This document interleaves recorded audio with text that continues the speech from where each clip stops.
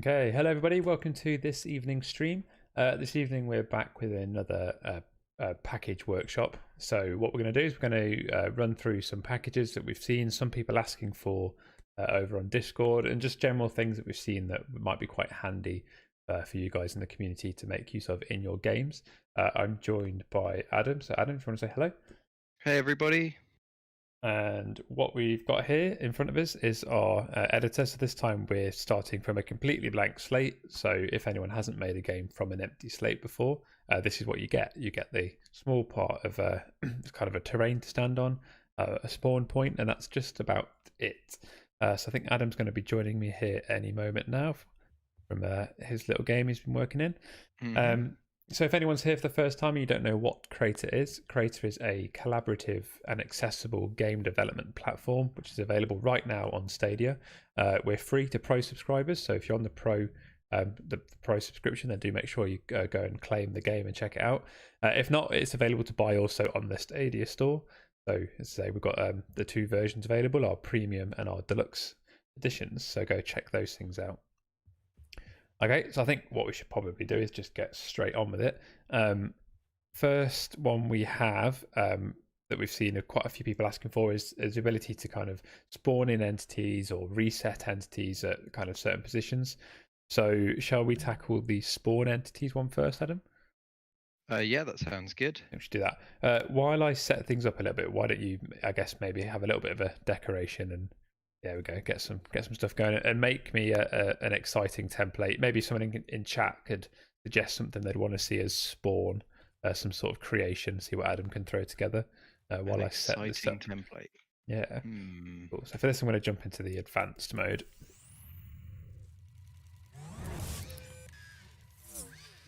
Okay, go chat, go. Exciting template needed.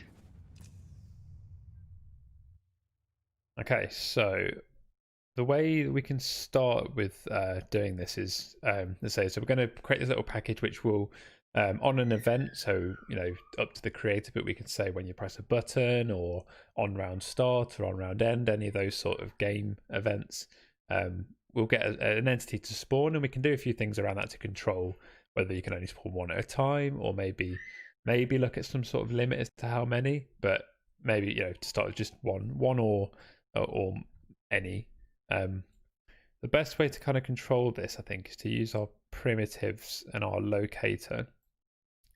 So for anyone who doesn't know, the locator is essentially an entity that just represents sort of 3D space in a way. So here we see I've got our locator at this position here. We can have other things. Obviously, it can have a rotation, visibility, that sort of thing, and we can attach events to it. So when people interact with the area, it's obviously not necessarily one that you're going to use too much with this because it's a very, very precise position. But what we can do is we can attach scripts to it, and that's a really nice way of kind of adding scripts into the world without needing a physical representation. Obviously, what we see here is this kind of big entity icon, this big blue sort of cone with the circle on top.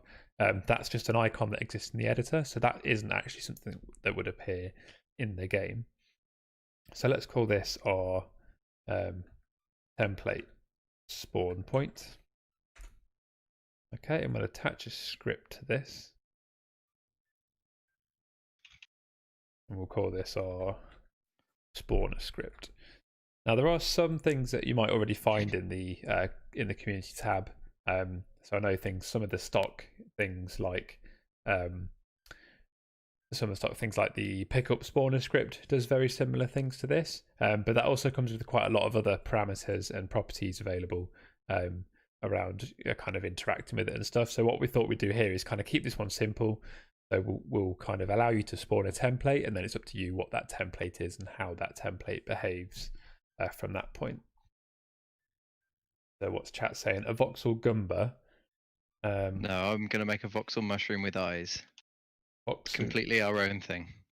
Okay, yeah, that makes sense. The mushroom, yeah, a mushroom with eyes. That makes sense. Yeah. Cool. Okay, so let's open up our spawner script here. Okay, so for anyone who's here for the first time, who hasn't seen this before, So what we've just done is we've entered our code editor. Now you'll notice we haven't had to leave Crayta at all. We're still within the game. And what that allows us to do is some really nice kind of inbuilt functionality. So for example, we have collaborative coding. So just to put Adam on the spot, I wonder if he can jump in this script while I'm here and come and say hello. Cool. Okay, so what we get here is we can see that Adam is also in this script with me, able to code away together collaboratively in real time, which is a really, really nice way to make some of these games. I can see I have no idea if you need this function. I think we are going to need a spawn function, so that's cool. Fine. Cool. Yeah, I'll leave you to it if you wanted to jump back to your mushroom building. Thank you. I will. Okay. So what I'm going to do up here is define my properties. So we've got our first one. I'll call this template to spawn. So this is my property, which is a template. Now, if you watch now, when I save this script down here in this lower corner, we're going to see that appear as an option. So properties are a really nice way of exposing properties from your script to the editor for players to actually use. So in this case, I can create this script in such a way that if you wanted to download this package after we've made it, but not look at any or touch any of the code, then that's absolutely fine. You know, we'll do our best to make sure it's as flexible and usable as possible just by dropping it in the world and exposing those properties.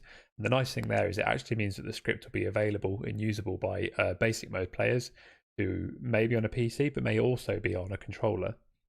So you don't have to be sat, using this kind of more detailed interface in the advanced mode. You could be on your controller, sat, kind of in the comfort of your own front room on the big screen, grab this package and start using it from there, which, it's a really cool way to kind of make games and put games together. So I've got my template to spawn. So once Adam's made a template, I can select that there. So what we'll do in this spawn function for now is we'll just go for get world. So get world will kind of get as a reference to the world object, and from there we've got some options available to us, one of those being spawn, and we can see that our API is updating us in real time and telling us kind of a suggestion for what it is we might be trying to do, with a little bit of information on top of that to help kind of assist with the parameters that this function takes. So in this case, spawn needs a template asset, which will be our self.properties template to spawn. Okay, so self.properties template to spawn there will refer to whatever it is we've selected down here in our properties window. Okay, so next thing we need is a position. So we could provide a kind of hard-coded vector at this point, we would say. So you could provide specific coordinates.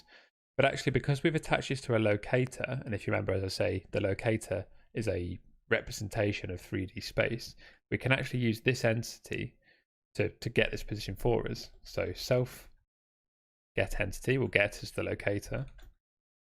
Get position will return the position of the entity that this script is attached to. So wherever we position this locator in the world is going to be where our template will spawn. Okay, and then we can also do the same for the rotation. So self get entity, get rotation. Okay, so however we position and rotate this entity is how our template will spawn. Okay, do we have a template ready, Adam? I don't know if I'm putting you on the spot too much there. I didn't finish his eyes. Do you just want them anyway? Yeah, go for it. Just take it. I'll keep updating the template anyway. Excellent, yeah. I will call him mushroom with eyes. There, take it. Mushroom with eyes. Okay, so if I click on this drop down now, I get to see mushroom with eyes. It's cool. Brilliant. Okay. So that's now selected. So what we'll do, just to kind of test this in a debug way, is we have this function that comes with the script called init. Now what init means is when the game starts, when this entity is created, and when it's initialized, this function will be fired automatically. So if we say self.spawn in here, so what that will do is when the script initializes, when we start the game, we're going to use this function, which is this. Okay, so that should be ready. So what I can do is, are you ready for a preview, Adam, or do you want me to go there by myself? I am ready for a preview. Go, go, go. Okay, so I'm going to hit preview. And we'll see. We've got Adams over here that he was creating. It's very, very interesting. It's a big, Just go with it. a big wooden mushroom. But we'll also notice we've got one over here, sort of floating in space, who doesn't have eyes. So I guess that's I hadn't because you updated that on hadn't the updated. template. Yeah, that's correct. Yeah. So again, just I guess to kind of explain the template system, templates are a collection of entities. So Adam, it was creating this this mushroom man with eyes. He made the template, but hadn't actually added the eyes yet. So the main template has the eyes, but this instance over here has the eyes, but the main version of the template doesn't. So once Adam pushes that to the main instance, this one will automatically get them. So templates are a really kind of powerful, quick way of making games kind of scalable and easily, you get to update things on the fly. Okay, so there we go. That's quite a simple, straightforward script so far. So what we thought we might add now are a couple of things just to help control the way that works. So what we can do is maybe Adam, if you wanted to come and help me with this, if you were ready, if you were done with that. I was just giving him eyebrows, but yeah. Maybe if you could just add me another property here for whether you can only have one spawned here at a time or not, and we can kind of control that from the spawn function. Yeah. Okay, and what I'll do is a destroy entity function, which will check to see if the entity that we spawned is still alive, and if it is, then we'll destroy it, ready for another one to be created. So we probably want another read-only property for the entity itself. Okay. And I guess that won't be used if we turn off more than one at a time. I mean, if we allow more than one at a time. Yeah, we'll just spawn them and not care too much. Cool. So if spawned entity and so let's just check if spawned entity is not nil and if spawned entity is valid. So we'll check that it is a valid entity. Then we say self.properties spawn entity destroy. So we get rid of that. Okay, and then we'll just clear that. So spawn entities equals nil. So this little function I've written will basically handle, if we only want one at a time, we can check that if there's one there and we want to destroy it, then we can destroy it. Okay, so spawn now we'll need to assign that property. So we can do self.properties spawned entity equals. Okay, so by doing that, we can see here, if I just get that API to appear again, so spawn, we can see that from this little part here where it says entity, we know that this function is going to return an entity. And what it returns is the entity that we've just spawned. So we can keep a track of that in the code so we know where that is. Actually, as Adam said, we only want to do that if self.properties one at a time is equal to true. Okay, so if self.properties one at a time is true, then we want to make sure we track that. Otherwise, we can just copy this code here. Okay, and then we'll just do that as many times as we want to. I think that should be that. So to hook this up to something more useful, maybe what we can do is we'll get rid of that init, and we can introduce a button out here that we can go and press. So let's have a look at our meshes. Have you got any ideas for any meshes that we can have a look for? For the button, I think there's a door switch, which is quite nice, or perhaps even a lever. Oh, let's do a lever. That's kind of a bit cooler, isn't it? Yeah, there we go. Nice big lever. So just drag and drop that into the world. Okay, cool. So that's our lever. So we'll just add a new script to this. And we might actually use this a little bit later on for another package we're going to make. So let's just call this interaction script. Okay, so we can fire up this new script. So I think what we want to do here for now is just a simple on interact. So this is an example of an entry function. So we don't actually need to call this function from anywhere in particular, but on interact is automatically called by Crayta itself when a player interacts with it. So when they press X on the controller or E as the default bindings, and it will pass a reference to the player automatically. Okay, so what we can do here is, shall we do this as an event? It's probably the best way. So do you want to set me up a property event? Sure. What's that for? Like on activate? Yeah, so on activate. So I can now say self.properties on activate send.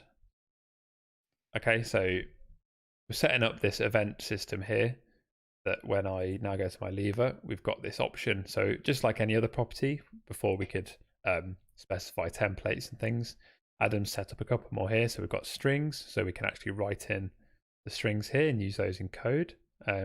Then we've also got this on activate event.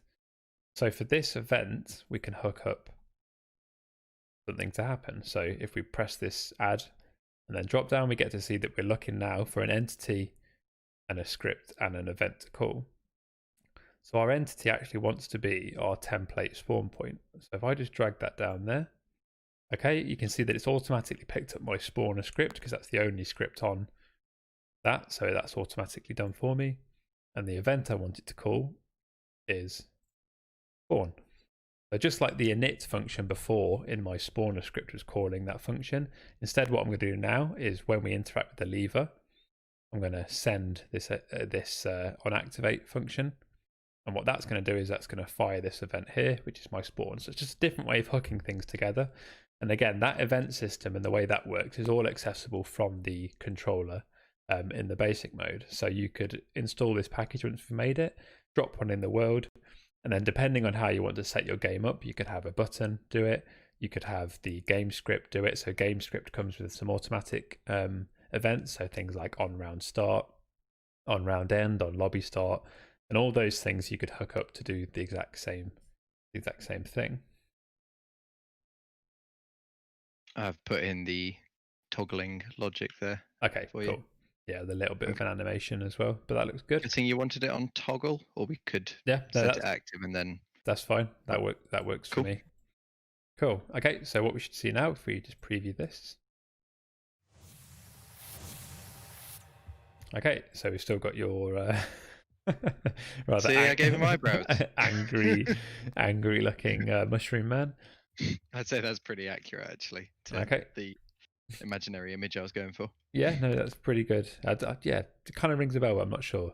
No. Okay, so you notice now that the other one hasn't spawned over here like it did before, and that's because we removed it from that init sort of automatic function. But instead, when I interact with this, we see that one appears. Yay. Okay, and we're probably not going to see another one spawn because it's going to spawn another one on top of it unless we toggled that other function. But that's fine. What we can do might be quite a fun little thing. If we give it physics. I was just about to say, let's go and have a look at your mushroom man with eyes template, and then we'll just enable physics on that. This can't go badly. And we'll just witness this madness. I'll just turn off collision on his eyebrows, because that might go a bit funky if we've got that much collision on the tiny things. Okay, yeah, go for it. Okay, I'm gonna hit play. Oh, I can see. Whoa! What is going on? What did you do to him? What? Another one. I enabled physics. I think something's colliding pretty funny and it's gone flying. So we'll see how that goes again. Yeah. Oh, there he goes. So, he ends up in the floor. But we do see that we spawned and he moved. And if I toggle this lever, okay, I don't think he's spawning. Is that causing an error? No. Maybe I checked. Let me just check if he's colliding with his own eyes, which is possible. I do that all the time. Maybe enabling physics on it wasn't the best idea, but I've turned off the collision on all the children, so probably good now. Okay, let's see how that goes. Let me just double check this logic here. So, okay, that makes sense. Okay, well, he stayed there, and will he fall over if I run into him? Yeah, there we go. He rolls around nicely. Okay. Did he fly off last time? He did. Oh, okay. yeah, he sure did. Okay. So Yay! push this guy out of the Success. way. And there we go. And there's another one. So let me see. Because of Adam's toggle, I can deactivate the lever. And then if I activate it again, another one. So each time we pull that lever, we're going to see one of these wooden men. You know what, Russ? I know we've sort of made the lever on the side to get your spawner to work, but if we add a deactivate event to it as well, I think that'd be quite useful as its own package. Yep. So I think we have planned a package later on, which is a kind of making things single use. So a few people have asked about making buttons single use. Okay. So I think what we'll probably do is we'll turn this lever into that, sort of into that as a package. Good idea. Okay, so what was I going to say we should do next? We could introduce another version of this lever, which deletes them all. So shall we template up this lever that we've got now? So let's say... Go for it. I'm going to just adjust the script in it while I remember to add a on deactivate event as well. Okay. I look at my templates and I've got a lever template. So you can see I've got a copy of one here that's going to act in the same way. Let's just put that up onto the grass. Okay. So for this one, instead of doing this on activate, I'm just going to delete that.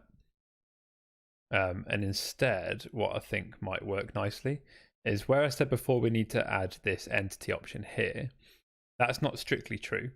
So if we just wanted an event to fire across every script in the world of a certain type, we could just pick that script. So if I don't select an entity here, and I was to select my spawner script and destroy entity this time, what that means is when I pull this second lever, that's going to go to every spawner script in the world and call my destroy entity.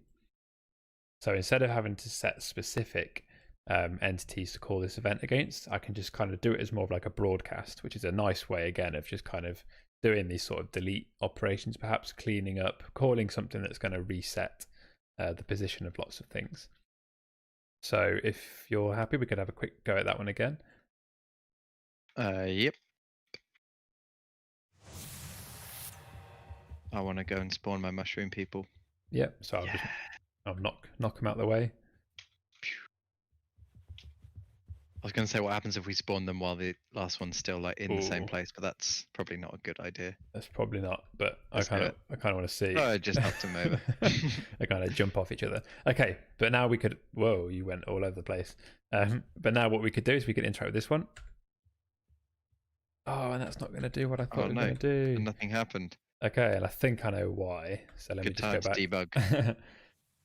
So I should have said this at the start. These package creation scripts are a kind of evolving process as we go along. So we're going to have to deal with this doing some debugging. It's because I've added destroy entity to assume you're using the one at a time system. So do we also maybe want to store a table of all the spawned entities? That could destroy all of them. Yeah, let's do that. Okay. The spawned entity, did that need to be a property, or can I just... Didn't need to be, but I think we'll leave it as one for now. Cool. No, I was just thinking we might as well use the table for both. Yeah, that's true. We'll get rid of it. Yeah, that's true. On the fly, we'll adjust this. So actually, what we'd need to do here then is... so we keep this second spawn here. So if it's one at a time... Then if self.spawned entities, if the length of that, so if the hash of that is greater than or equal to 1, then let's just return at that point. So basically, we can say if so if we only want one at a time and we already have one in our table, then we're just going to return at this point. Otherwise, we'll carry on and we will spawn a new entity. Okay, and then we'll add that to our table. So our table of self.spawned entities. That's not at all how you code that. Insert self.spawned entities. Entity. Okay, does that make sense to you? So spawn checks, if we want one at a time, it will do a quick check to see if we've already got one in the table and return if we have. Otherwise, it will carry on and it will that looks good. Spawn an entity and add it to the table. And then your destroy spawned entities will loop through that table, check if it's still there and valid. And if it is, it will destroy it and then clear the table at the end. Okay, that looks like it's... Wait, before you pull the lever, I changed it to say destroy spawned entities, so it's a different function name, so we just want to check. Okay. Destroy spawned entities, there we go. Ready when you are. Okay, let's be brave. So we don't want, where's our spawn? So we still haven't checked one at a time, so it should let us spawn multiple. Let's just pop the console up to just see if we get any errors come in. Okay, so right, if you wait there, I will pull the lever and destroy them all. Okay, cool. And then we can carry on pulling that, get a bunch more, and then pull that to destroy them. Enjoyable. Cool. Okay, well, that worked quite nicely. So again, as I say, that might be starting to look a little bit complicated, but the beauty of this is we can package this up in such a way that makes it that you don't actually have to touch any of that code, which is pretty cool. So was there anything else for that? Well, I think that might just be enough. So yeah, that's probably pretty good there. So we can either spawn one at a time, or we can spawn, we can have an event to spawn one, and then a property here to determine whether we're allowed more than one, and then another event we can set up to just destroy them all. So what I shall do is I shall grab my template here, and I'm going to make a template of this called a, we'll just call it a spawner. I think that's pretty generic name. Okay, so if I look at my spawner, okay, so what I'm just going to do is I'm going to clear this in the template to make sure that that's not the one that you guys have in your package. So this should be what you get with the package when I make it. It's a spawner that you can assign a template to and determine whether one at a time will spawn. And then you can handle the actual event side of it however you want in your game. So I'm just going to go to the library. Just to check, I think you said it, but you did remove the reference to the entity it's trying to spawn, yeah? So it doesn't bring the mushroom boy with it? Yes, yeah, so that's what I was just doing. Cool. Yeah, so template to spawn is blank, yeah. Okay, so we'll call this a template spawner. Okay, and from here, the description is a locator that spawns templates with some controls added. Okay, we'll make this public, and then if I just go to templates, drag in here, we'll get this little prompt to just confirm what we're doing. So we're adding spawner, and I can check to see what the linked items are. So that's also going to bring you that spawner script, so you'll get the locator with the script as well. So then that's a script that you'll get in your game that you can then add to whatever you'd like. So you actually get a copy of that script to play with yourselves. Show all package assets. If I click that, there's no extra dependencies. So this package I'm creating isn't going to rely on any other packages coming with it. And I hit create, and I'll get the just to confirm for that whole thing. So I can just double check what you get in. Hit confirm.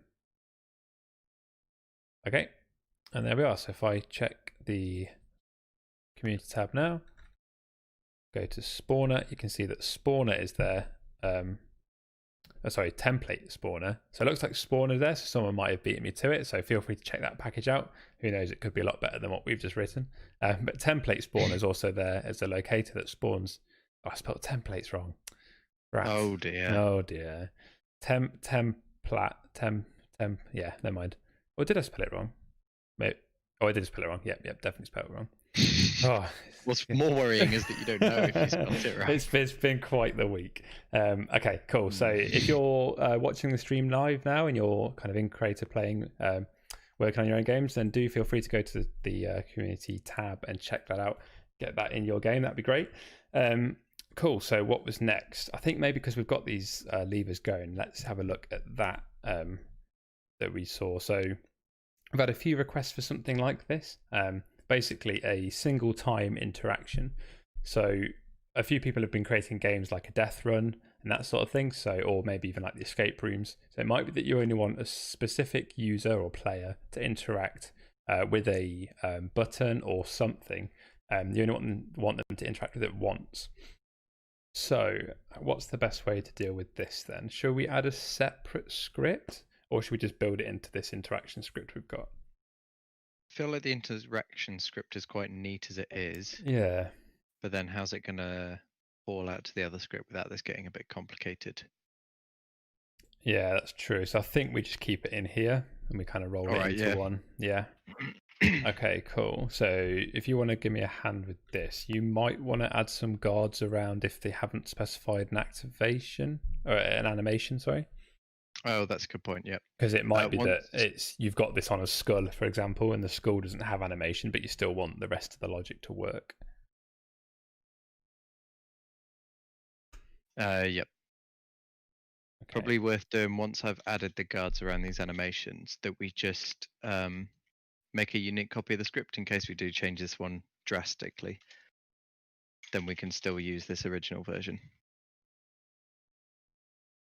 If you know what I mean. I'll let you do it and I'll follow along with what you're doing. Cool. Well, if you go to the scripts tab of the library. Yep. You can just right click the interaction script and duplicate. Okay. Yeah. Do you want me to do that then? Yeah, go for it. And then that'll just keep a sort of backup version of this for us, which we know is the simpler version. Okay. In case this gets too out of hand and it becomes too different to the original. Yeah. Tell you what. I'll call this. What should we call this? Like interaction script or interaction. Let's call this track layer interaction script. Or single use interaction script in case it's meant to be like a single use per game, not per player. Yeah, that's a good shout. Okay, we'll try setting up both. So single use interaction script. So you'll see that because I've duplicated that and then just opened it, we've got all the code there, but we're in a new script now that we can start to play with. The one thing we'll need to do there is just update the sort of the table that it refers to. Just in case that trips up. So we'll call that single use interaction script. And let's just put that in all the places. Or I can use find and replace Control H. I was just about to do that, yeah. So Control H, find and replace. So we interaction script, replace that with single use. Cool. Do you want me to take a copy of this lever and change it for a single use one? Yeah, I'm trying to think what would work there.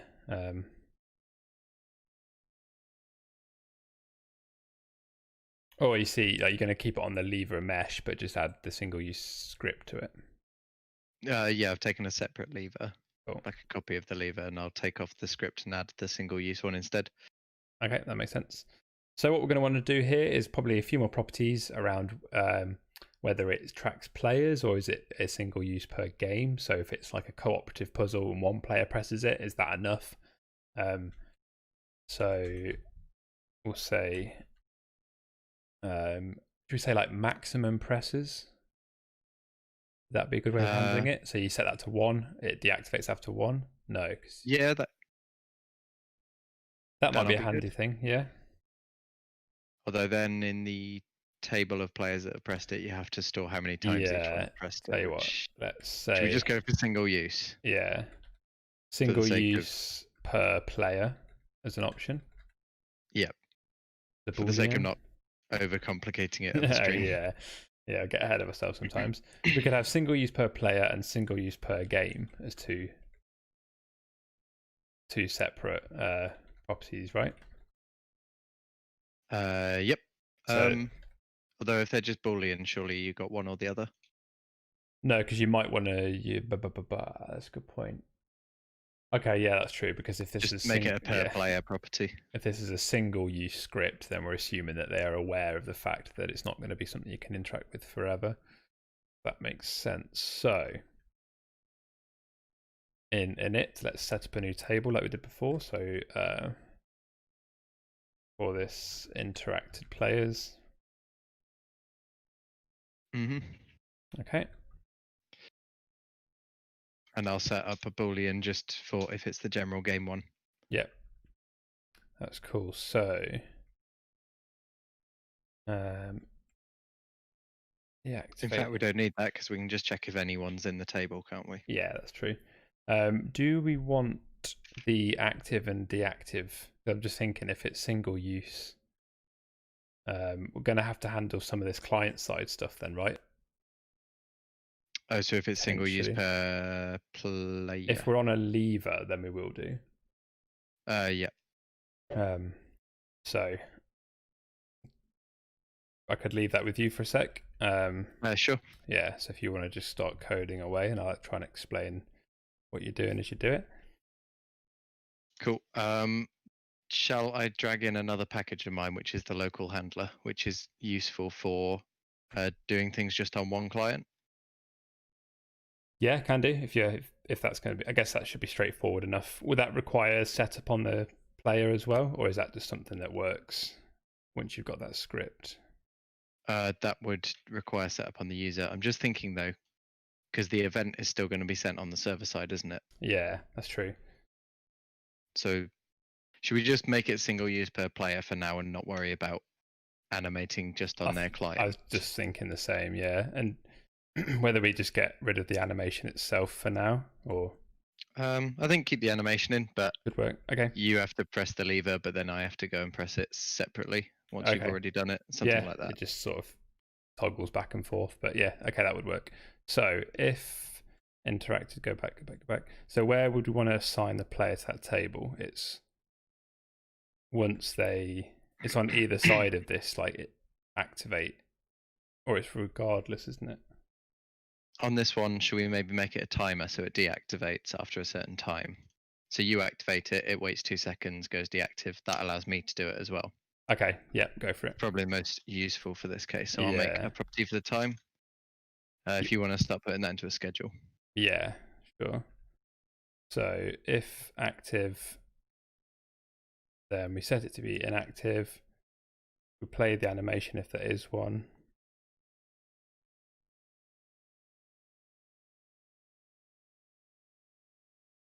Active. Trying to think. Yeah. Oh wait, you're doing the schedule in there. I was going to wrap it all in the schedule. Yeah, I'll let you do it. You cool. This will be a code along with Adam, and we watch as a group. Yep. Okay. So here we want to just play the activate animation. Just get that tabbed correctly. Then we want to send our activate thing as well. Okay, yeah. Then we want to wait for our time, and if you want to get the other stuff into there. Gotcha. I think I'm following you now. Kind of shows to people that we really do make this up on the fly. Yeah, I mean, that's the beauty of it, right? So I don't know if I mentioned this at the start, but feel free to be shouting out suggestions in chat for things. So you probably have been, and we've just been totally ignoring you, so I can only apologize. But if there's stuff you'd like to see us try and put together for you for your games, then do let us know. Okay, cool. So when we interact, we should see it animate and play the event. Then it will wait for a certain amount of time, then it will deactivate. Yep. So that cool. Will be a continuous process until we make sure that we check for interacted players. So I guess we should do that up here. So when you try and interact, we should set if it's active, actually. We should keep that flag in and not run this schedule again. Yes, yeah. So do you want to just return there if it's active? Yeah.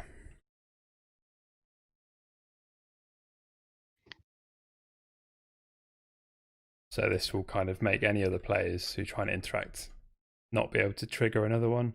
But what we also want to do here then is at the top is add a player. Yep. So you add the player and I'll check here if we're single use per player or just single use overall, and if they're actually allowed to interact. Cool, gotcha.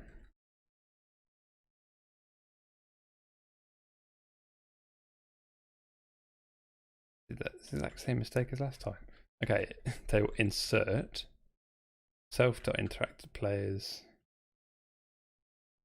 player. Okay, so we're going to add our player to the table at the top there, and then what Adam's just writing there will basically say if we want this to be single use. Oh, that doesn't look like the right thing. Single use per player. What did I put? I think it auto completed to the the name of the script. Oh, okay. So single use per player. Then we say if there's already if the player is already in the table, which is what Adam's just doing the check for, then return, because we say okay they've already worked on this. If not, then we'll carry on. We'll add them to the table and do the loop. Do you want to write a reset function as well? Yeah, to reset the whole table. Yep. Gotcha. Yep. So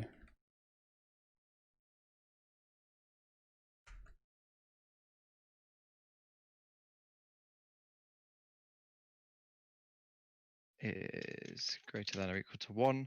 So if it's not a single use per player, then it must be single use overall. So we'll check if the table has more than one player in it, or sorry, one or more players in it. And if it does, then we want to return because someone's already used it. Cool. Yep. And then the reset simply just reinitializes that table to empty. We should handle that. So how are we going to test this? We can introduce. We can use our template spawn still, can't we, for that? So if the single use lever, I think it's already set up to spawn an entity here. Okay.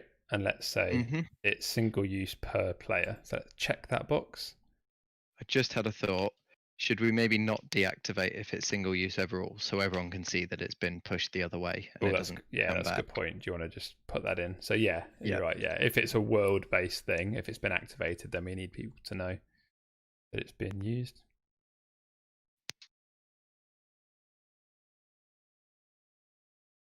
Cool. If this applies across the world, don't deactivate again. Don't know if that makes sense. You can change it later, but yeah. Cool. So just having a quick look at some of the chat here. So is there any way to have players their drone only in the game? So the drones aren't available as meshes in game.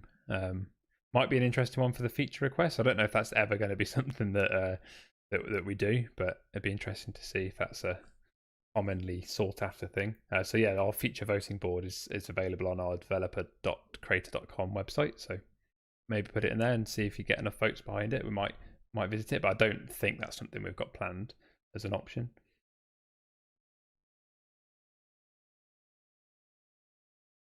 Let me just drop the feature request thing into chat. Good shout. Okay, right, I'm just going to be brave. I'm going to hit play. Let's see how this works. Very brave. Ooh, oh, nice. I think Hannah just sent it as well. Damn it. No, it looks like from my chat, it looks like you beat it to it. Yeah, I know, but still. Should have just left Hannah to it. Cool. Okay. So that further back one. So this one here. Label them or something. Yeah. But this one. What do we got? Oh, no, I know why that didn't work. What's that? Because the entity in world now, our spawner doesn't have Mushroom Man assigned to it. Oh no! Yeah, you're right.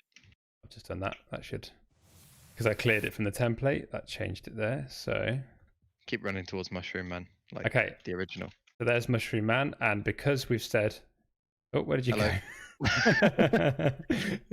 You just fell over on the Mushroom Man. Oh, there you are. Okay, you're back. All right, I'm back. Cool. So, he's disappeared. Oh, wait, you sent him flying. Okay, but you should be able to interact with that now because we've said that multiple players. Yep. Okay, and it deactivates. And it waited like 2 seconds. Okay, but I now can't. I can't. Cool. So neither of us can. So that works. Okay, so let's just go back and let's just change a couple of properties to show slightly different behavior. So I guess this time, let's say it is not single use per player. So it's single use full stop. Okay, so I can come here and I can. Oh, it didn't animate at all that time. Yeah, it flicked across. Not for me, it didn't. Huh? I'm gonna have to watch the stream in a minute when that comes through. Looks fine to me, and that's on the server. So. Okay, that's strange. You sure it's not pointing the other way to these ones? I don't know. I completely blanked. Maybe it did. Maybe that's I think just... you blinked and missed it. Yeah, maybe I did. Okay, cool. Well, that seems to work as a way that we could. I think that's kind of an option to package up now already. I think there's not much to that one. As I say, there's a few options there available to you, but hopefully that should help people now trying to make those sort of games. So I'm going to break the link to the template and create a unique template of this one. Yep, which you might want to take off the event calling the spawn thing as well. That's true. I shall do that. Just so you don't drag that with it. Okay, so I'm going to create a single use. Quite a single use lever. Okay, and then I'll go create a package. The nice thing is actually, because this is this is kind of the way the script works on that entity, is if you didn't want this to be a lever, you could just change the mesh asset here to be a different asset. As you say, it could be a skull, it could be a set of keys, it could be anything. It doesn't have to have animation. If you didn't want animation, you could just remove these two options here. And then, that allows you to kind of use it in a way that, completely complements your game. It doesn't have to be something that actually moves like the lever does. Adam, did you want to maybe have a quick flick through for the next package you think we might want to put together? Or maybe have a quick glance through chat and see if anyone's come up with anything interesting and exciting? Cool. I can have a look, but I think a good one to show off now to break it up a bit is a pre-existing one, which is the basic mode world settings, which I think we showed briefly on Wednesday as well. Cool. Yeah, I guess this might be a good chance. You can install that now and start setting that up, and then we can have a quick flick through what you've got there. That'd be quite cool. Scrolling up through the last few messages, it's just the developer confirming that you're not crazy, and they didn't see it animate until I activated it. Although I didn't activate the lever, so I don't know. Maybe it's just a bit slow. Could have been, could have been slow. I'm going to install the basic mode, the world settings basic mode. So this is for those people that have been using basic mode, possibly exclusively basic mode, and found that at the moment you can't access the world settings menu. So there's a lot you can do in basic mode. You can pretty much make as much of a game as you can in advanced mode, sort of dependent on if people have published useful packages that you can use in your game. But one thing you can't do at the moment, and we're planning to change this in the future, is access the world settings. So I published this package which basically gives you a script with a whole bunch of properties which basically looks exactly how the world settings menu looks and lets you change things in there. The only difference between this and the actual one is you can't preview this in the editor like you can in advanced mode. So you have to set up your world settings and then press play to see how they look. So Russ, do you want to give it a go? Yeah. If I create a child locator of the terrain called world settings, and we might as well do this in basic mode actually, just to make it obvious. Yeah, sorry, but you want to say I got confused a second ago. I dragged the wrong template in and was confused as to why it wasn't why it was going to bring the wrong thing, but it's because I just dragged in the wrong template. As I say, it's been quite a week, and we're streaming on a Friday night. I think our brains are a bit mushy. I don't know if anyone caught the stream last night, but we played with a bunch of other streamers last night through 18 different user-created games to celebrate all the creativity and diversity of games that people have been producing in only a week. So that was quite good fun. Yep. Yeah, it's been pretty crazy. Okay, so single-use entity is now available in the community tab for you all to use in your death run games. Hopefully that makes good use of that. Okay, cool. Right, world settings. So I can see the templates here. Is this the red locator you've just placed? That is the red locator. Oh, yep. So it's got a template as well. Shall I place the template instead? I think it comes with a template. Yes, it does come with a template. I can see that. Let me just check. Yeah, world settings. Drop that in. Make that red so it's obvious. So let's go to basic mode. Wait, Russ, switch to basic mode. I can see your drone. Sorry, I'm just... Okay, I'm in basic mode. Okay. You get no time. You got to do it now. Okay, right. So if you interact with this little world settings entity right here, and scroll down there, then you'll see the world settings script is basically set up to mimic the actual world settings menu.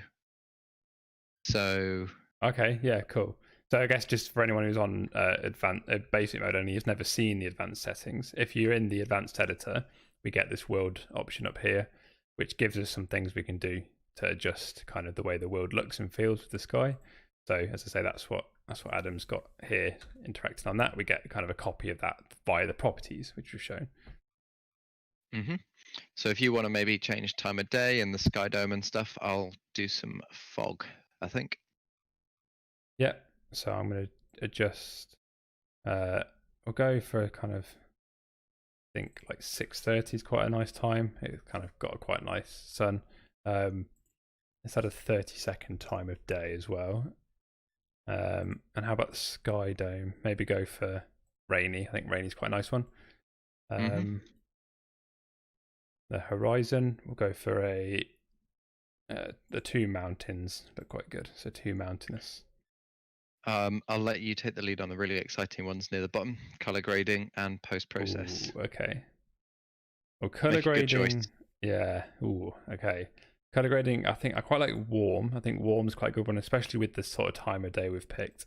And I think post process is hard to pick anything other than cell shaded to start with. It is. It really is. So if you want to preview that now, that should apply all those settings we've just changed straight away. And it does appear to have done so. Although you made it go to nighttime straight away. Well, I did have it on a day-night cycle, so it's going to really quickly fly through the time of day. So we should see the sun appear any moment now. There we go.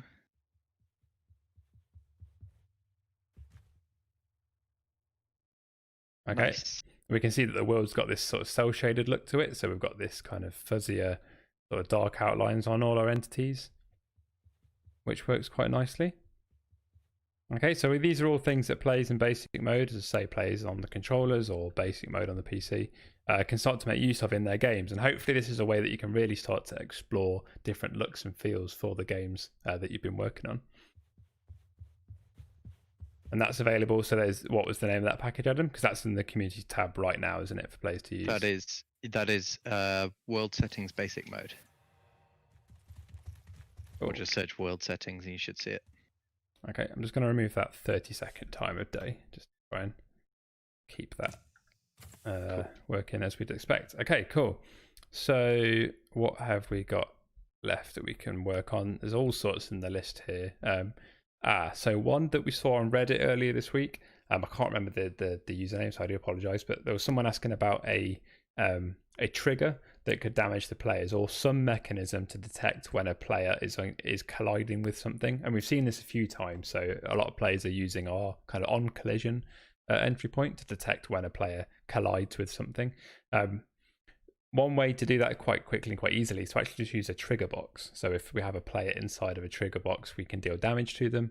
If they exit that trigger, so i.e. they move away from the thing, then it should stop dealing damage to them. So for this, Adam, did you want to download the health package, which is one of the stock packages, which comes with the starter games and is also available, and set that up on the user so we can get some health going? And what I'll do is on the player, right? Yes, that's on the player. So I'm going to go to voxels. I'm going to set up. I feel like lava is a pretty common theme in the community at the minute as a dangerous voxel. Mm-hmm. So let's set up a. What you could even do is make a sort of lava lake. So in the way that I've made the normal lake, or just turn that lake into lava, so that people can end up sort of wading through it as a separate voxel mesh, and it will damage them while they're in it, rather than standing on top of it. Yeah. So have you made the water a separate voxel mesh? Yep. Yeah. Cool. So if we have a trigger that surrounds this, and then we just sink that into the floor, that should. Mm-hmm. That should work, shouldn't it? Okay, cool. That's a good idea. So how would that work? So if this is lava, it becomes a solid voxel mesh. So we just disable collision on it, or I guess disable collision. Yeah, or we could have the trigger just slightly higher than the mesh. So if they're standing on it. Yeah, either way, really. Yeah, because otherwise they'll just fall through the world, won't they? And I think that would. No, they'll just fall down to the bottom of this. I was thinking of a more shallow lake of lava, actually. Just so they're sort of waist deep wading through it, and it's sort of damaging them. I'll tell you what then. Do you want to set that up, and I'll start Sure. writing. I'll start writing the trigger and the script, and we'll attach my trigger to your lava lake. Okay, so for this, we're going to go back to our primitives. So over here, we can see we've got all these kind of primitives to play with. One of them being a trigger. So triggers are a really useful mechanism in game development, and there's something I definitely try and encourage getting used to kind of playing with. And from a scripting point of view, they're actually quite a straightforward thing to get your head around. So obviously when entities or players enter this trigger, we can have some logic run, or when they exit, we can have some logic run. So kind of visually, they're quite a nice thing to use throughout the games. So what we can do is we can define a size here. So we'll make this a little bit bigger. So that's probably going to be something like a 400 by 400. Did I get that right first time? Ooh, not quite. Yes, you. No, I think I'm slightly smaller by the looks of it. For 500 by 500. Yeah, 500 by 5. Let me just make that lava-y. That will do. Okay. So we'll sync that in a minute. So now we've got this trigger zone as an option. I can add a script. So let's add a new script to this, and we'll call this a damage trigger script.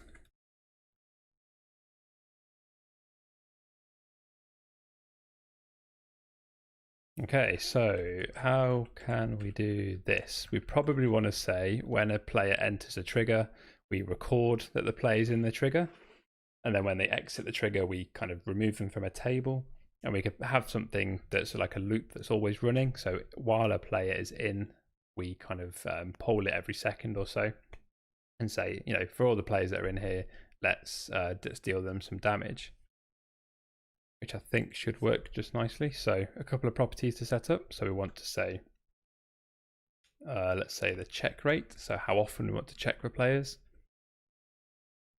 which will be a number, and we can set up a tooltip here to help. So the wait between checking for players. Okay, and the default there, let's say we'll check every second. So for every second a player is in this trigger, we'll deal damage to them. Next property here, we probably want to say is the damage we do. So how deadly is this thing? Because we might want to have something like acting almost like an area of fog of kind of poison, which doesn't do too much damage, or lava. We probably want that to do quite a lot of damage. So let's just say damage, and that again is a number, and a tooltip here for the damage to inflict per check. Okay, and the default for that, I think the script comes with a default of like 1,000 health, doesn't it, for the players? Yep, that's correct. So we say, let's say 250. So it takes 4 seconds of being in this for it to kill you at full health. Sounds about right. Okay, cool. Just in the background, it's worth mentioning that I also installed the auto respawn package to go on the user, and that just involved putting a a user spawn script folder onto the user, just because I think when we kill the player with the health package, as we're in an empty world and there's no other logic, it's not going to respawn them by default without that. Cool. Yeah, that makes sense. A lot of the stuff that Adam's has done in the background, if you have been creating games from the starter games and you find that you are a little bit confused or a little bit lost with a lot of the things that come included with it, then we're actually planning a stream next week which will kind of cover the basics of that side of things. So what we'll do is we'll start from an empty slate like we have tonight, and we'll start importing some of these packages. So things like the health, the notifications, the auto respawn, maybe even a game script. So if that's the sort of thing that you think would be great, then do make sure you subscribe to us here on YouTube and set up your notifications to get notified about that. As I say, we'll run that stream at some point next week, and I think that'll be quite a useful way to just break down a lot of the starter games at a more kind of internal level. Cool. So if you're ready, Adam, do you want to come into this script with me? Damage trigger script. Sure. Yep. Okay, so I'm going to set up current players. Do you want to Cool. write me? Yeah, if you want to fill those out, so to insert the player and remove them if they're in there or if they exit. Okay, and I'm going to set up a schedule here which will run a loop that will check this current players every second or every check rate property, and any players that are in there will deal damage to them. Okay, so while true do. Okay, so while true do basically says while this script is available, while the game's running, essentially, let's always do this loop. So one way to make sure that doesn't stall the game and it does work is you will have to have a wait inside that. So what we want to do is wait for self.properties check rate. Okay, so wait by itself without any properties passed into it will wait for a single frame, or for as long as it takes to render a frame, and that will actually return how long that took. So if you start to get into the more complex side of game development, then that's a really nice way of kind of managing how long the frame took to draw, that sort of thing. If you do pass in a time, so in this case we're going to pass in 1, that's going to tell it to wait for 1 second. So it's going to wait for a whole second before it continues with the script. But above that, let's add in our logic. So what we want to do is for best way to do this, so let's say for underscore player in pairs self dot current players. So for in our kind of key pair value, so our table of players, do. Okay, and then because we know that if the player is in this table, they must still be in the trigger, because what Adam's writing here is going to handle exiting and entering players.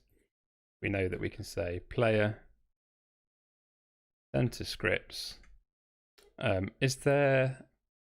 Oh, I don't think actually. So let's just check the health script. So the health script came with the package that Adam had, and I think that just relies on damage, doesn't it?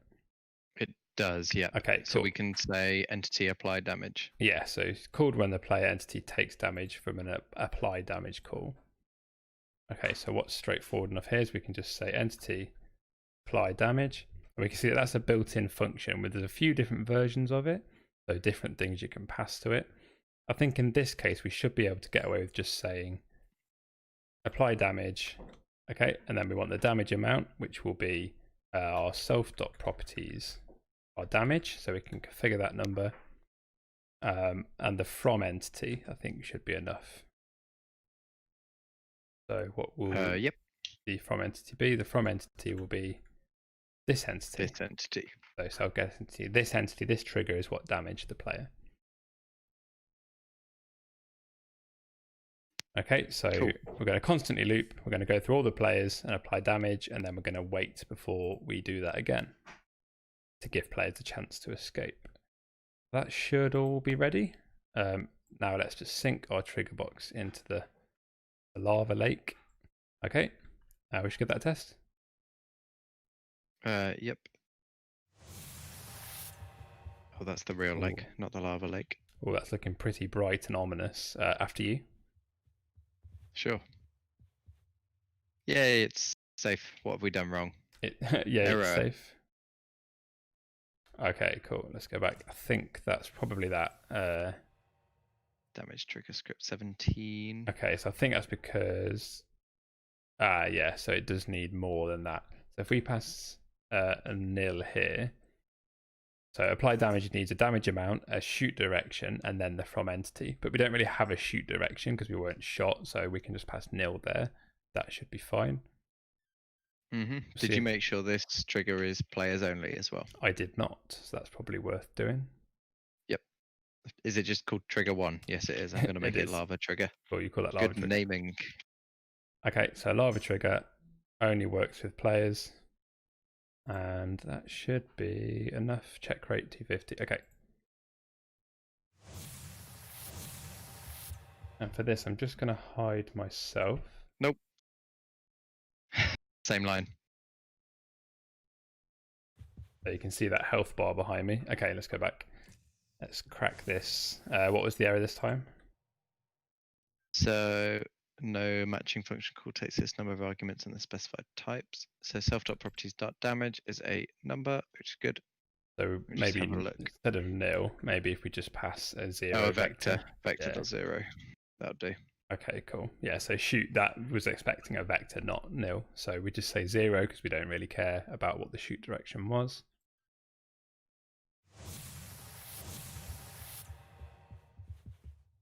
Ouch. Oh, yeah, I saw you flinch then, so you should be able to see this health bar. Ouch. Oh, that deals a lot of damage. Bye-bye. Okay, and then we auto respawn because of the other script. So, okay, so that's dealt. Oh, interesting. What's up? Doesn't look like it's dealing damage to me this time. Oh, that's probably because the coroutine stopped because we died. You died while in it, and then you weren't valid anymore, but it was trying to damage you. Okay, cool. That's and that upset it.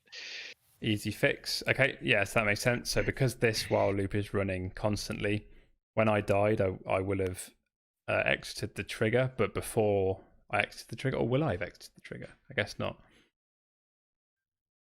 But if player is valid, yes, we want to check that the player is a valid player.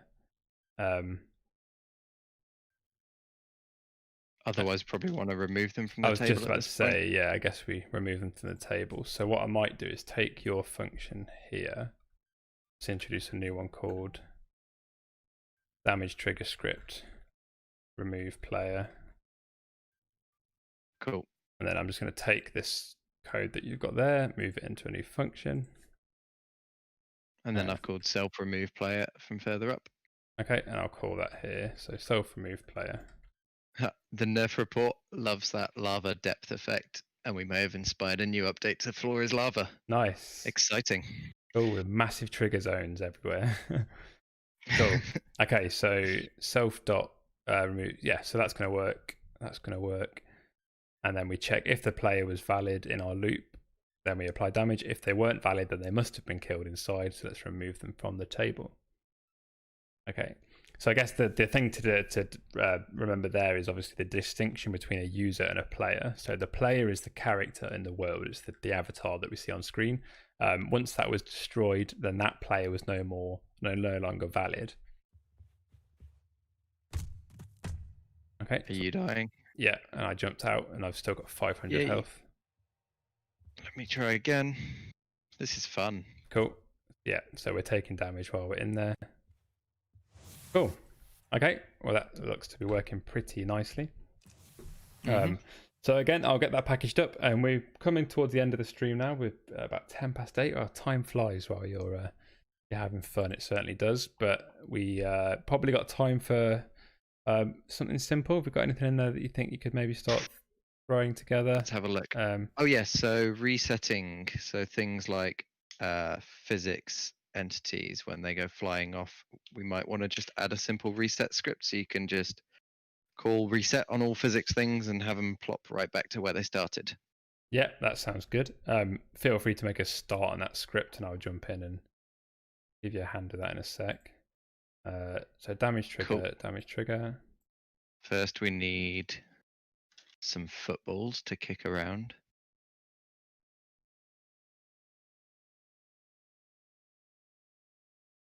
Okay. And then the footballs need to be on somewhere it's really hard to get them back unless you can reset them. So if we've got any sort of podium or something that we can kick them off of. Yes. I must have something. Do you want to add another one of our useful little levers? To spawn the ball? No, that can reset the ball. I see. Yeah, I can do that in a sec. Okay, so new package, damage trigger. It's a script to damage the players inside of it over time. I guess I should call that a trigger, actually. A trigger to damage the players inside of it. So what you get with this package is the trigger itself. And obviously that will come with our damage trigger script. So let's create that and confirm. Okay, and if we go to here and just search for damage, we should see that at the top there we've got damage trigger. So this is a trigger which will damage players in it over time. And as the nerf report said already, that's kind of inspired a new wave of Floor is Lava games.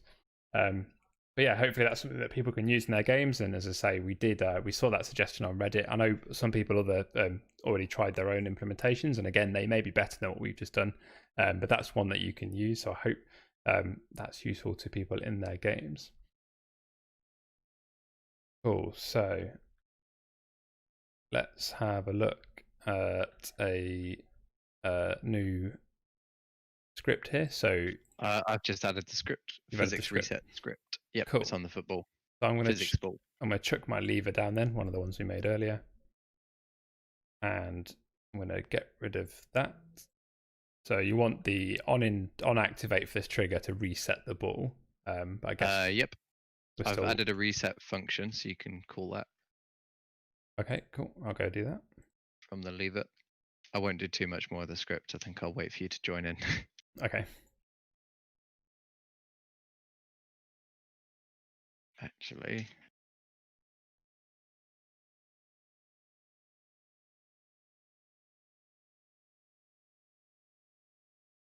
Okay, so the lever is going to call the reset function on the physics ball script. So if I come in here, see you're busy typing away already. So what is it we're doing here, Adam?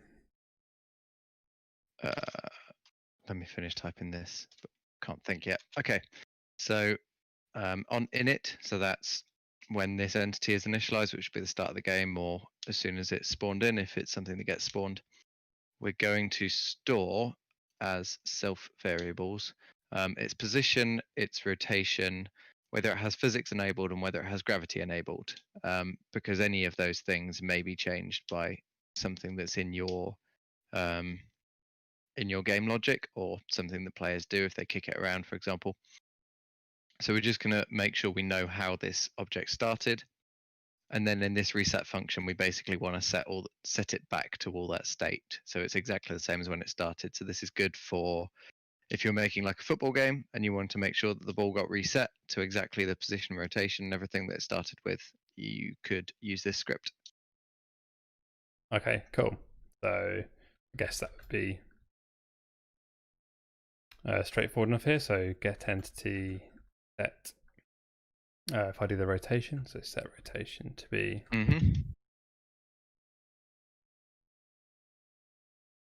Then if you want to do those other two, the physics and the gravity.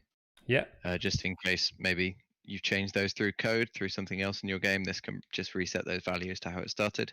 Okay, so physics. Then possibly the other less obvious things about this that I'm going to do at the start are the fact that if someone's kicked it around, even though you may not have set a velocity through a script, the ball now has a velocity, and it also has a rotational velocity. And even if you move its position, it's going to continue to have that velocity and rotational velocity. So what I'm going to do here is also tell it to reset its velocity essentially. So we can just use our handy little vector.0. So it's got 0 velocity, and then set angular velocity to rotation.0. So that's do the same on the rotation. So yeah, that's the ball itself will be spinning. We want to do that to stop the ball spinning and rolling away at the start.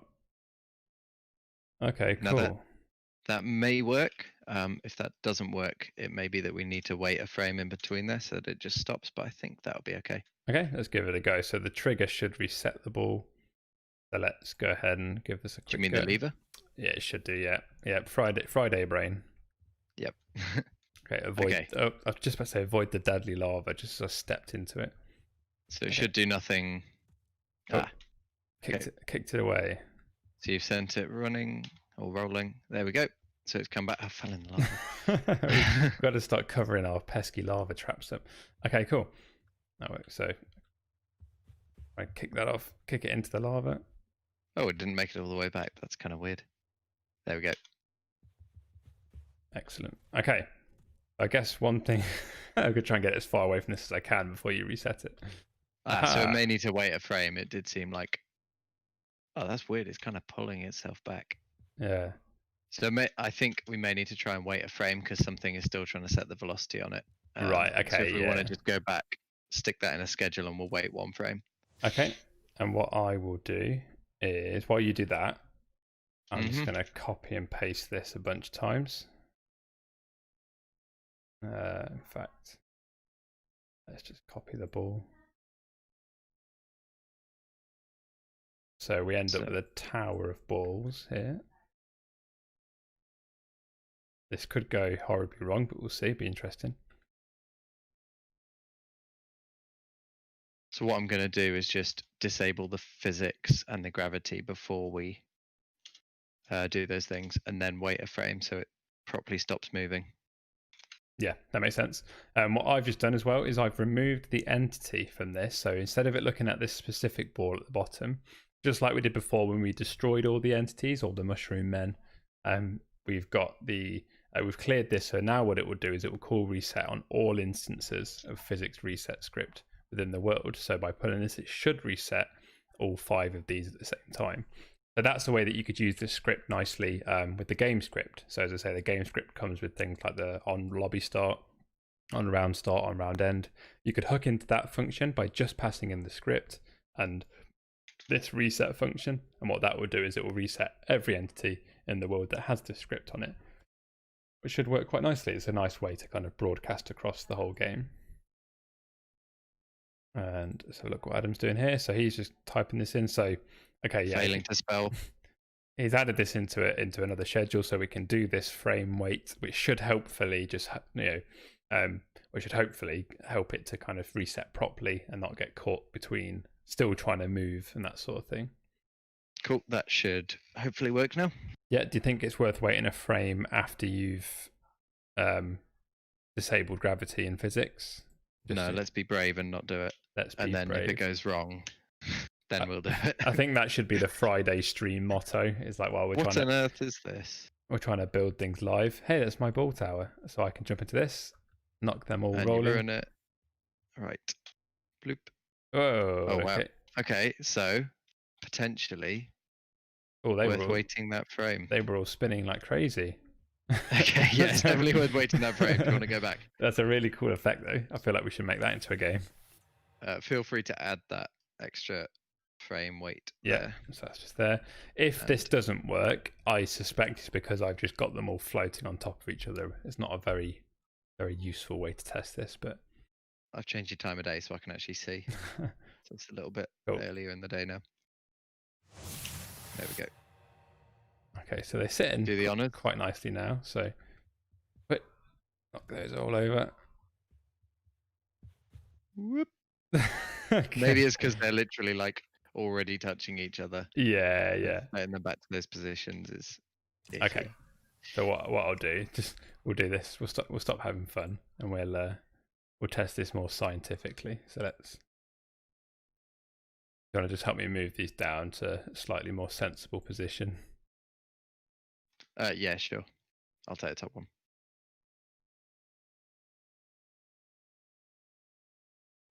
Okay, cool.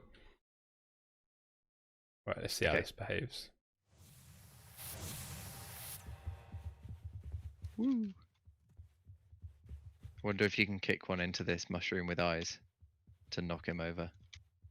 I feel like you. I think I just ran into him. I feel like you just ran into him. Yeah, potentially. Okay, ready? Definitely a foul. Whoop. Have we done something with angular velocity that's not quite right? Oh, they're still. I feel like we have. I do love. They are definitely. They're definitely spinning. That's pretty fun though. Okay, let's go back and have a quick look at that. What have I set in there? Rotation .0. Seems correct to me.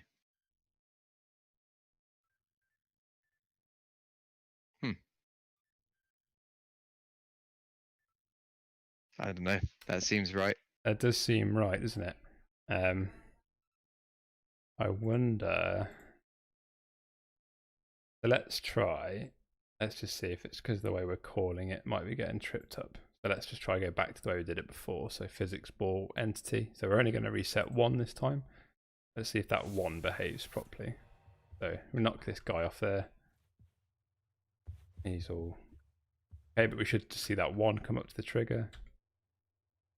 Ah, so that's spinning as well now. It's got some angular velocity on that thing. Is it going to stop? That is kind of weird. That is fast. Kind of hypnotic to watch. Let's go back. So, what have you changed? It's since you've added this disabling physics. Let's at the start, right? So should we just remove that and just see if we actually needed that? Could do. Try it. Developer says spitballing here, but maybe reset angular velocity after resetting rotation. Yeah, potentially. That seems to have fixed that one. So what if we kick them all? So let me just go back. I'd have to reset the trigger up to go to them all. Oh yeah, okay. Just give me a sec. Yeah, ready when you are. Okay, so we're going to reset the position of them all.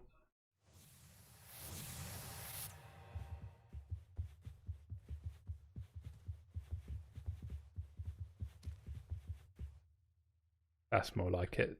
So, but it only went halfway back. Interesting. Oh, I kind of cheated that. I was kicking it while Okay. Well, that's mostly there. Maybe this is one we can come back to and just try and tidy up. But we can make that package available. You know, it's kind of funky. It's got some little things in it. I think we're kind of coming to the end of the stream now anyway. So we can package that up. We'll make it available, but we can just have a quick play with that. And I'm sure Adam's going to not sleep tonight until he's got that perfect. So, yep. This is unacceptable. Cool. I'm gonna save that. Or are you going to try one more thing? I feel like it's going to try. We'll try. Yeah, I guess what the developer said. Let's get weights in everywhere. After each step, let's wait. Okay, final test. So, and I'm gonna stop the physics, put it back there. No velocity.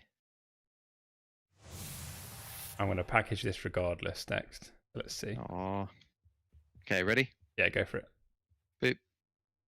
Oh, look at that. Try now. Okay, that's looking good to me. Should we even try our crazy tower, or is that just too much? Okay, no, I think let's leave it at that while we've got a win. Yeah, that looks pretty good. Oh, we've got a win. Cool. Okay, I'm going to go back and I'm going to package that one up nice and quick. So let's go to the packages, create new package. Oh, actually, do you want to make that a template for me quickly? I guess what would be the template there? It'd be the ball with the script on it? Oh no, no, I can just drop the asset in, can't I? I always forget. You can just drop in the script, yeah. That's true, yeah, let's do that. I don't know if you want to drop the ball in as a template to use, but there's no property set up on it. Yeah, it's just the script. Let's just go for the script. So I'll just drag in the script. So here, this package is literally just going to contain that script, but the idea is you don't have to do anything. You can just drop that on whatever entity you want to reset its position. And then again, you can configure the event in which that happens. So whether that's on round start, on round end, on a button press, on a, whatever you'd like it to be. So you can combine a couple of the things we've made tonight and try and, hopefully make some quite interesting spawners with physics that reset on buttons and all that sort of fun stuff. So we'll call this a reset entity script. Okay, and a script to reset the position and rotation and let's say the physics of an entity. Okay, so we create that and publish that. So if we check the community tab now, we have an option here to search for reset. Okay, so reset physics object or reset entity script. So reset physics object was already in there. So again, I think that's one by Gem by the looks of it. So that might do a very similar thing to what we've done. Whether that will do the angular velocity and stuff, I don't know. But again, that might work perfectly for your game. So do make sure you go check out Gem's package as well if you want to use that. But reset entity script is one we've just written, which should work if you're following along with this stream and using that in your games. Okay, I think that's probably a pretty good time to wrap this one up. So thanks again, Adam. That's been a pretty fun. The world's not quite as crazy as the last one, actually. It looks much nicer, much more tranquil. So maybe I didn't put in as many cheese or voxel meshes as I probably should have done. No, well, maybe as we disco as we get through these package workshops, maybe the words will become more and more pleasant and nice, and we'll just get better at the whole process. So, cool. Okay, thanks for helping again, and I'll chat to you soon. Cool.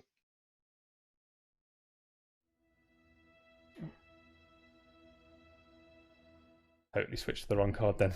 Okay, cool. So thank you everybody for joining in with that stream. That's been a really fun, really kind of nice way to end the week at Crayta. And what a week it's been. You know, it's been a crazy week. It's been amazing to see some of the games that you've all been creating. As I say, if you didn't, we're going to be hopefully doing more of those sorts of streams where we get plenty of people in. So it'd be amazing to see you keep creating those games and keeping them on our Discord. Keep advertising them over there in our game releases channel. So if you haven't already, do make sure you head over to our Discord channel. We do our best to be as active over there as possible throughout the week. So if you have any questions, or if you just want to kind of chat to us over there, as I say, or if you've got a game you've published and you're kind of looking for people to play with or looking for creators, there's all sorts of different things you can do over on our Discord. So do make sure you head over there. If one of the mods could drop a link, that would be great. We've also got Instagram and Twitter accounts. So if you search those channels for Crayta Game, you should find what you need to over there. As I say, Twitter's a great place to keep up with all the latest news and just little bits of information, while Instagram's a great place to keep up with the kind of more visual aspect of Crayta, so concept art, all the sorts of things we share there, including information and images from our comic series, which is live now. We have our first issue available now, so again, putting the mods on the spot, but if one of the mods wanted to grab a link to the comic and drop that in here, that'd be great. The comic's a really interesting way to engage with the kind of the story of Crayta. So if you're interested in that, I would highly recommend going to check that out. And yeah, if you haven't already, make sure you subscribe to us here on YouTube. We're pretty active at the minute. You know, it's pretty full on schedule. We've had 3 streams this week, 4 streams actually, if you include the tutorial that we had our tutorial guru Andy run as well on Wednesday. So lots and lots to engage with on YouTube, as well as just various videos that we put out. With sort of teasers and that sort of stuff. So do make sure you subscribe and set up your notifications to get notified as to when we're live and when we release new videos. Yeah, in the meantime, we'll be back next week. We'll be back with a stream same time on Wednesday. As I say, that stream we're going to hopefully break down some of the stock packages for you and start to kind of teach how those games are made. So if you are making games from the starter games, you can have a bit more of an understanding as to how they're put together in the first place, to hopefully encourage you to sort of broaden the horizons and start to pull them apart and really define your own gameplay experience on top of those. So brilliant, thank you very much. I hope you all have a great weekend, and I can't wait to see what you can all come up with over the weekend. So we'll see you on Wednesday.